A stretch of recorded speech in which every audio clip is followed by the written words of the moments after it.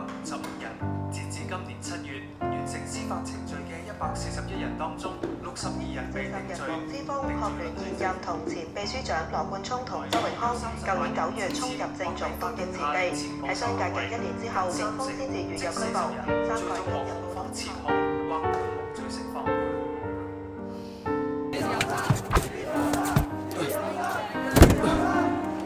你知道就算你係學生，你都唔可以大條道理有書唔讀就可以霸咗人哋條街。責任感啊，留俾英雄㗎咋。